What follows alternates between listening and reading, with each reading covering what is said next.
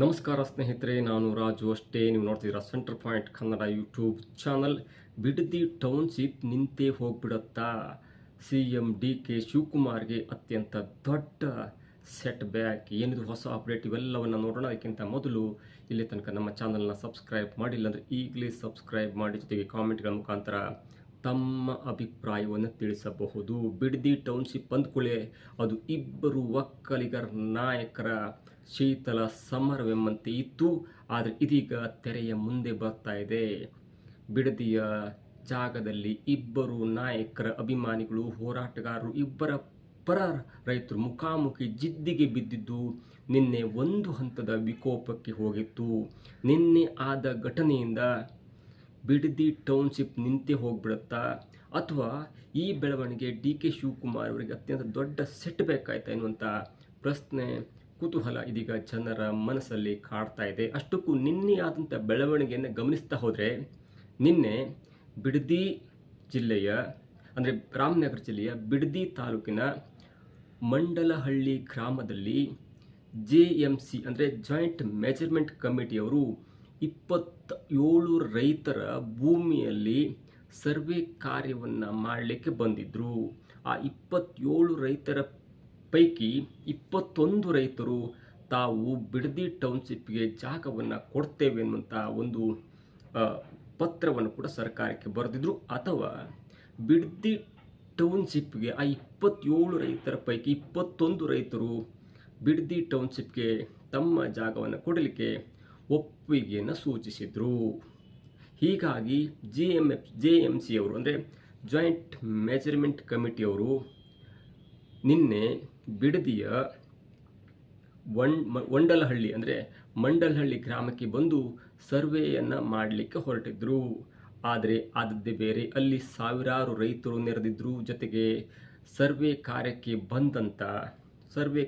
ಬಂದಂಥ ಅಧಿಕಾರಿಗಳನ್ನು ಈ 27 ರೈತರ ಪೈಕಿ 6 ರೈತ ಕುಟುಂಬಗಳು ಜಾಯಿಂಟ್ ಮೆಜರ್ಮೆಂಟ್ ಕಮಿಟಿ ವಿರುದ್ಧ ಹರಿಹಾಯ್ದರು. ಜೊತೆಗೆ ತಾವು ತಂದಿದ್ದಂಥ ಪೊರಕೆಯಲ್ಲಿ ಹಿಗ್ಗಾಮುಗ್ಗ ಜಾಡಿಸಿದ್ರು. ಜೊತೆಗೆ ಕೆಲವೊಂದಷ್ಟು ಅಧಿಕಾರಿಗಳು ಸ್ವಲ್ಪ ಗಾಯ ಆಯಿತು. ಪೊಲೀಸ್ ಬಿಗಿ ಭದ್ರತೆಯಲ್ಲಿ ಅವರನ್ನು ವಾಪಸ್ ಕಳಿಸಲಾಯಿತು. ಬಂದ ಅಧಿಕಾರಿಗಳು ಅಂದರೆ ಭೂ ಸರ್ವೇಕ್ಷಣಾ ಅಧಿಕಾರಿಗಳು ಪರಿಯಾಗಿ ಬೇಡಿಕೊಂಡು ಹೇಳಿದ್ದಂದರೆ, ರೈತರ ಪರವಾಗಿ ಹೇಳಿದಂದ್ರೆ ಅಂದರೆ 6 ರೈತರಿಗೆ ಮನವರಿಕೆ ಮಾಡಿಕೊಡುವ ನಿಟ್ಟಿನಲ್ಲಿ ಪದೇ ಹೇಳಿದ್ರು, ನೋಡಿ ನಾವು ನಿಮ್ಮ ಭೂಮಿಯನ್ನು ಸರ್ವೆ ಮಾಡ್ತಾ ಇಲ್ಲ. ಯಾರು ಈ ಬಿಡದಿಯ ಮಂಡಲಹಳ್ಳಿಯಲ್ಲಿ 21 ರೈತರಿದ್ದಾರಲ್ಲ, ಅವರ ಒಟ್ಟು ಭೂಮಿ 70 ಎಕರೆ 37 ಗುಂಟೆ ಇದೆ. ಹೀಗಾಗಿ ಆ 21 ರೈತರ ಭೂಮಿಯನ್ನು ನಾವು ಸರ್ವೆ ಮಾಡಲಿಕ್ಕೆ ಬಂದಿದ್ದೇವೆ. ಅವರು ಒಪ್ಪಿಗೆಯನ್ನು ಕೊಟ್ಟಿದ್ದಾರೆ. ಹಾಗಾಗಿ ಅವರ ಭೂಮಿಯನ್ನು ಮಾತ್ರ ಸರ್ವೆ ಮಾಡ್ತೇವೆ ಹೊರತು ನೀವು ಇನ್ನುಳಿದ 6 ರೈತರ ಭೂಮಿಯನ್ನು ಸರ್ವೆ ಮಾಡಲಿಕ್ಕೆ ಬಂದಿಲ್ಲ. ಹೀಗಾಗಿ ನೀವು ನಮಗೆ ತೊಂದರೆ ಕೊಡಬೇಡಿ ಅಂತ ಮನವಿಯನ್ನು ಪರಿಯಾಗಿ ಹೇಳಿದರು. ಆದರೆ ಈ ಹೋರಾಟಗಾರರಿದ್ದಾರಲ್ಲ, ಅಂದರೆ ಇನ್ನುಳಿದಂಥ 6 ರೈತರು ತಾವು ಭೂಮಿಯನ್ನು ಕೊಡಲಿಕ್ಕೆ ಮನಸ್ಸಿಲ್ಲ ಎನ್ನುವಂಥ ರೈತರಿದ್ದಾರಲ್ಲ, ಅವರು ಹೇಳುವ ಪ್ರಕಾರ, ನೋಡಿ ನೀವು ಇವತ್ತು 21 ರೈತರನ್ನು ಮನವೊಲಿಸಿ ಅವರ ಭೂಮಿಯನ್ನು ಸರ್ವೆ ಮಾಡಲಿಕ್ಕೆ ಬಂದಿದ್ರಿ. ನಾಳೆ ನಮ್ಮನ್ನು ಒಬ್ಬರನ್ನು ಮನವೊಲಿಸಿ ನಮ್ಮ ಭೂಮಿಯನ್ನು ಕೂಡ ಸರ್ವೆ ಮಾಡಲಿಕ್ಕೆ ಬರ್ತೀರಿ. ಹೀಗಾಗಿ ಯಾವುದೇ ಕಾರಣಕ್ಕೂ ಕೂಡ ಮಂಡಲಹಳ್ಳಿಯಲ್ಲಿ ನೀವು ಸರ್ವೆ ಮಾಡಬಾರ್ದು.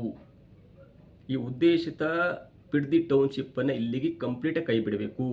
ಇವತ್ತು 21 ರೈತರ ಭೂಮಿಯನ್ನು ಸರ್ವೆ ಮಾಡ್ತೀರಿ, ನಾಳೆ ನಮ್ಮ ಮನೆಗೂ ಬರ್ತೀರಿ.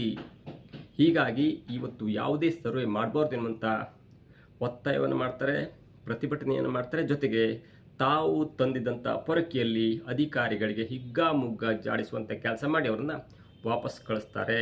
ಜೊತೆಗೆ ಅವರು ಹೇಳುವ ಪ್ರಕಾರ, ನೀವು ಏನಾದರೂ ಈ 21 ರೈತರ ಸರ್ವೆಯನ್ನು ಮಾಡಲೇಬೇಕಂದಿದ್ರೆ ನೀವು ಈ ಜಿಲ್ಲೆಯ ಅಂದರೆ ರಾಮನಗರ ಜಿಲ್ಲೆಯ DC ಒಂದು ಪತ್ರವನ್ನು ತೆಗೆದುಕೊಂಡು ಬರಬೇಕು. ಅಂದರೆ ನಾವು ಕೇವಲ ಈ 21 ರೈತರ ಭೂಮಿಯ ಸರ್ವೆಯನ್ನು ಮಾಡ್ತಾ ಇದ್ದೇವೆ, ಇನ್ನುಳಿದಂಥ ಮಂಡಲಹಳ್ಳಿಯಲ್ಲಿ ಇನ್ನುಳಿದಂಥ 6 ರೈತರ ಜಮೀನಿನ ಸರ್ವೆ ಮಾಡಲ್ಲ ಎನ್ನುವಂಥ ಅಧಿಕೃತ ಪತ್ರವನ್ನು ತೆಗೆದುಕೊಂಡು ಬಂದರೆ ನಾವು ಈ 21 ರೈತರ ಭೂಮಿಯ ಸರ್ವೆ ಮಾಡಲಿಕ್ಕೆ ಬಿಡುತ್ತೇವೆ ಎನ್ನುವಂಥ ಒಂದು ತಕರಾರನ್ನು, ಒಂದು ಒತ್ತಾಯವನ್ನು ಕೂಡ ಮಾಡಿದರು. ಆದರೆ ಇದು ಕಾನೂನಿನಲ್ಲಿ ಅವಕಾಶ ಇಲ್ಲದ ಕಾರಣಕ್ಕಾಗಿ ಬಂದ ಅಧಿಕಾರಿಗಳು ತಮ್ಮ ಬಂದ ದಾರಿಗೆ ಸುಂಕವಿಲ್ಲವೆಂಬಂತೆ ವಾಪಸ್ ತಳೆದರು.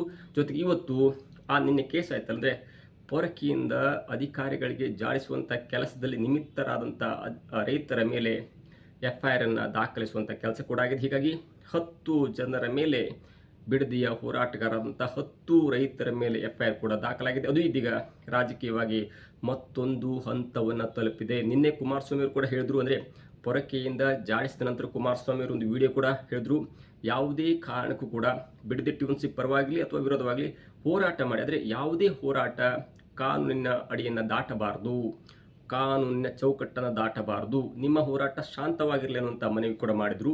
ಜೊತೆಗೆ ಇವತ್ತು ಕೂಡ ವಿಜೇಂದ್ರ ಆಗಿರ್ಬೋದು, ನಿಖಿಲ್ ಕುಮಾರಸ್ವಾಮಿ ಆಗಿರ್ಬೋದು, ಎಲ್ಲವೂ ಕೂಡ ಹೇಳ್ತಾ ಇದ್ದಾರೆ, ಯಾವುದೇ ಕಾರಣಕ್ಕೂ ಕೂಡ ರೈತರ ವಿರುದ್ಧ ನೀವು FIR ಹಾಕಬಾರ್ದು, ಸರ್ಕಾರ ರಿಯಲ್ ಎಸ್ಟೇಟ್ ಏಜೆನ್ಸಿಯನ್ನು ಮಾಡ್ತಾ ಇದೆ, ಹಾಗಾಗಿ ರೈತರ ವಿರುದ್ಧ ರೈತರ ಹೋರಾಟ ಮಾಡ್ತಾ ಇರ್ತಾರೆ, ಅವರನ್ನು ಮನವೊಲಿಸಿ ಅಥವಾ ನೀವು ಬಿಡದಿ ಪ್ರಾಜೆಕ್ಟನ್ನು ಮಾಡಿ ಅಥವಾ ಮಾಡದಿರಲಿ, ಆದರೆ ಹೋರಾಟಗಾರರ ಮೇಲೆ, ಅದರಲ್ಲೂ ಮುಖ್ಯವಾಗಿ ರೈತ ಹೋರಾಟಗಾರರ ಮೇಲೆ FIR ದಾಖಲಿಸುವಂಥ, ಅದರಲ್ಲೂ ಮುಖ್ಯವಾಗಿ 3 ಮಹಿಳಾ ರೈತ ಹೋರಾಟಗಾರರ ಮೇಲೆ FIR ದಾಖಲಿಸಿದಂಥ ಒಂದು ಕ್ರಿಯೆ ಇದೆಯಲ್ಲ, ಅದು ಅತ್ಯಂತ ದೊಡ್ಡ ಹಿನ್ನಡೆಯಾಗುವಂಥ ಸಾಧ್ಯತೆ ಇದೆ. ಮತ್ತು ಅದರ ವಿರುದ್ಧವಾಗಿ ಇದೀಗ ರಾಜ್ಯಾದ್ಯಂತ ರೈತ ಒಕ್ಕೂಟಗಳು ಮುಗಿ ಬೀಳುವಂಥ ಸಾಧ್ಯತೆ ಇದೆ. ಹೀಗಾಗಿ ಒಂದು ಹಂತಕ್ಕೆ ಬಿಡದಿ ಟೌನ್ಶಿಪ್ ಎನ್ನುವುದು DK ಶಿವಕುಮಾರ್ ಅವರಿಗೆ ಪ್ರತಿಷ್ಠೆಯ ಪಣವಾಗಿದ್ದರೆ, ಮತ್ತೊಂದು ಕಡೆ ತಮ್ಮ ಅಸ್ತಿತ್ವದ ಉಳಿವಿಗಾಗೂ ಅಥವಾ ಮತ್ತೆ ರಾಜಕೀಯದಲ್ಲಿ ಪುಟಿದೇಳಬೇಕೆನ್ನುವಂಥ ಹಂಬಲದಿಂದ JDS ಕೂಡ ಅತ್ಯಂತ ಪಕ್ಕಾ ಪ್ಲ್ಯಾನ್ ಮಾಡ್ತಾ ಇದೆ.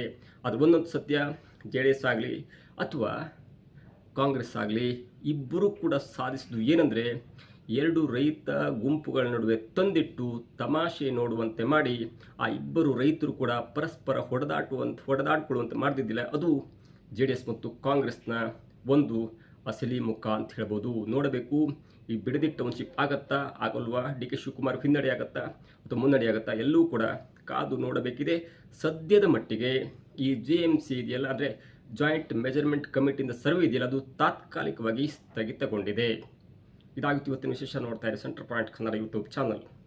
ಕಳೆದ 500 ದಿನಗಳಿಂದ ಬಿಡದಿ ಟೌನ್ಶಿಪ್ನ ವಿರೋಧವಾಗಿ ಅಲ್ಲಿಯ ಕೃಷಿಕರು ಹೋರಾಟವನ್ನೇನು ಮಾಡ್ತಾ ಇದ್ದಾರೆ, ಆ ಕೃಷಿಕರ ಹೋರಾಟದಲ್ಲಿ ಆ ಸ್ಥಳದ ಮಹಿಳೆಯರು, ಹಲವಾರು ಹಿರಿಯರ ಒಂದು ಹೋರಾಟಕ್ಕೆ ನಿರಂತರವಾದಂಥ ಬೆಂಬಲವನ್ನು ಶಾಂತಿಯುತವಾಗಿ ನೀಡ್ತಾ ಇರತಕ್ಕಂಥದ್ದೇನಿದೆ, ಇವತ್ತು ಏಕಾಏಕಿ ಸರ್ಕಾರದ ಅಧಿಕಾರಿಗಳು ಅಲ್ಲಿ ಸರ್ವೆ ಮಾಡಲಿಕ್ಕೆ ಬಂದಾಗ ಅಹಿತಕರ ಘಟನೆಗಳು ಏನು ನಡೆದಿರ್ತಕ್ಕಂಥದ್ದಕ್ಕೆ ಇವತ್ತು ಸರ್ಕಾರದ ಚಿಂತಾವಣೆಯೇ ಏನಿದೆ, ನಮ್ಮ ರೈತ ಬಂಧುಗಳಿಗೆ, ನನ್ನ ತಾಯಂದರಿಗೆ, ರೈತ ಜೀವನವನ್ನು ನಿರ್ವಹಿಸ್ತಕ್ಕಂಥ ತಾಯಂದರಿಗೆ ಮನವಿ ಮಾಡ್ತಕ್ಕಂಥದ್ದು, ಯಾವುದೇ ಕಾರಣಕ್ಕೂ ಯಾವುದೇ ಕೆಟ್ಟ ಘಟನೆಗಳಿಗೆ ಅವಕಾಶ ಕೊಡದೆ ಇವತ್ತು ಶಾಂತಿಯುತವಂತ ನಿಮ್ಮ ಹೋರಾಟ ಏನಿದೆ ಅದನ್ನು ಮುಂದುವರಿಸಿ ಕಾನೂನಿನ ವ್ಯಾಪ್ತಿಯಲ್ಲಿ ನಿಮ್ಮ ಪರವಾದ ನ್ಯಾಯವನ್ನು ತರ್ತಕ್ಕಂಥದ್ದಕ್ಕೆ ಹೋರಾಟ ಮಾಡಲಿಕ್ಕೆ ಈಗಾಗಲೇ ಹಲವಾರು ಜನ ತಯಾರಿರ್ತಕ್ಕಂಥದ್ದೇನಿದೆ.